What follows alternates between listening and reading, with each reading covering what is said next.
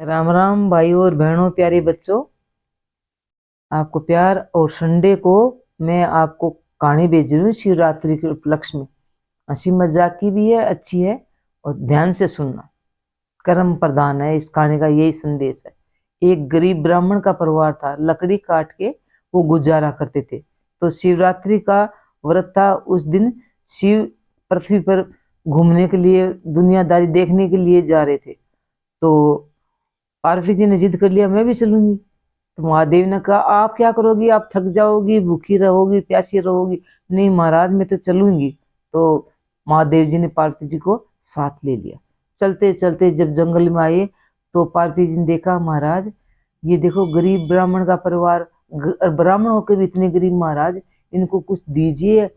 महादेव जी ने कहा, पार्वती जी जब भी मैं आपको साथ लेके नहीं चल रहा था, दुनिया में तो अनेकों दुख मिलेंगे, दुखिया मिलेंगे। मैं किस किस का निवारण करूंगा? कर्म के अनुसार उनको मिलता है। नहीं महाराज, ये तो गरीब ब्राह्मण परिवार है, आज आज के दिन तो सभी को सुख दीजिए।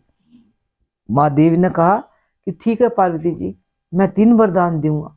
तो चलते हैं उनके पास में। तो महादेव जी पार्वती जी वो ब्राह्मणी का भेष बना के उनके सामने चले गए। तो ब्राह्मण देवता से बोले, हे ब्राह्मण देवता, आप लकड़ी काट के गुजारा क्यों करते हो? और कोई काम नहीं मिला आपको? बोले, महाराज क्या करूं, खूब धंधा कर लिया, लेकिन सब में मेरे को घाटा ही घाटा लगा।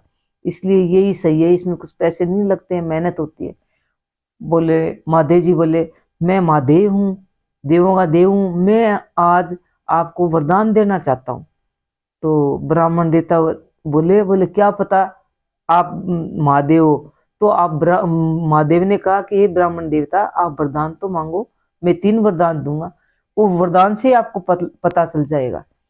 तो फिर ब्राह्मण देवता ने बोला, ठीक है पहला वरदान मांगता हूँ। तो बीच में उस ब्राह्मणी बोल नहीं ब्राह्मण देवता, वरदान मैं मांगूंगी, औरत का अधिकार होता है। तो उस ब्राह्मण देवता ने सोचा कि ब्राह्मणी तो मांगी तो घर के लिए अच्छा मांगेगी, कोई बुरी थोड़ी मांगेगी, एक ही बात है, इसको मांगने दो। तो बोले हाँ मांग लो। महादेव जी से उसने वरदान मांगा, हे महाराज मेरे को तो 16 साल की सुंदर सी स्त्री बना दो, लड़की बना दो। बोले तथास्तु। इतनी कहते ही वो ब्राह्मणी थी ना, वो सुंदर स्त्री बन गई, बहुत ही सुंदर कन्या के रूप में यमुना से बन गई। तो अब क्या करें, थोड़ी देर बाद में उसी जंगल से एक राजकुमार घोड़े के लेकर शिकार खेलने के लिए आ रहा था। उसने देखा कि इतनी सुंदर कन्या रूप में स्त्री जो जा रही है, इसका इस जंगल में क्या काम। वो उस ब्राह्मण देवता को छोड़ गई, बोले मैं नहीं रहूंगी तेरे पास में, मैं नहीं लकड़ी काटने वाली। बोल ठीक है। तो फिर उस राजकुमार के वो देखा ना उस औरत को, सुंदर कन्या को, तो उसने घोड़े पर बैठा लिया। बोल मैं तेरे से शादी करना चाहता हूँ। बोल ठीक है भाई चलो। तो उसको घोड़े पे जाते देख के और ब्राह्मण देवता को बहुत गुस्सा आया, पर क्या बोले बेचारा। उसने महादेव जी से बोला, महादेव जी मेरे को वरदान दीजिए दूसरा। महादेव जी ने कहा, हाँ भाई अब तेरा नंबर है, मांग ले। उसने क्या मांगा, गुस्से गुस्से में बोला, महादेव जी मेरी औरत को ना सूरडी बना दो, अर्थात सूरी बना दो, पिग बना दो। और तथास्तु कहते ही वो महासुंदरी बन के जा रही थी, 16 साल की कन्या वो औरत, वो सूरडी बन गई। तो उस पे बैठी बैठी, घोड़े पे बैठी हुड़ हुड़ कर रही है अपनी भाषा में।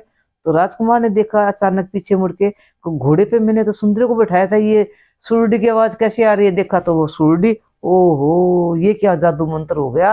राजकुमार ने डर के मारे उसको धै जमीन पे पटक दिया। पड़ते ही वो तो बेचारी सुड़ सुड़ करके अपने ब्राह्मण देवता के पास में आके खड़ी होगी।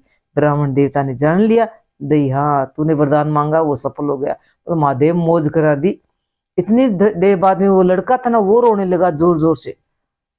तो पार्थिव जी को दे महादेव जी, महाराज अब तो एक वरदान रहा है, इस बेचारे बच्चे को देखो, इन दोनों के झगड़ों में सजा मिल रही है, अब इनसे और वरदान की आप इनको और पूर्ति करो बच्चे को। तो बच्चे से महादेव ने कहा, बोल बेटा तू भी मांग ले, तेरा वरदान क्या है? तो कर्म के अनुसार फल मिलता ही है वैसे ही। तो उसके मुंह से बच्चे के ये निकला सीधे कि महाराज मेरी तो माँ जैसी थी ना वैसी बना दो। बोलता था तो कहते ही वो जो ब्राह्मणी फटे पुराने भेष में थी ना, वैसी वैसी दोबारा वैसी वैसी हो गई। तो तीनों वचन महादेव जी के सत्य हो गए और उनके तीनों वचन खत्म हो गए। तो इस कारण से ये शिक्षा मिलती है, कभी भी गुस्से में उल्टा नहीं बोलना है, कर्म प्रधान है, अच्छे कर्म करोगे अच्छा फल मिलेगा। और बुरा किसी के बारे में सोचना नहीं, बुरा किसी को बोलना नहीं, निरंतर अच्छे काम करते रहे और अच्छा ही फल मिलेगा।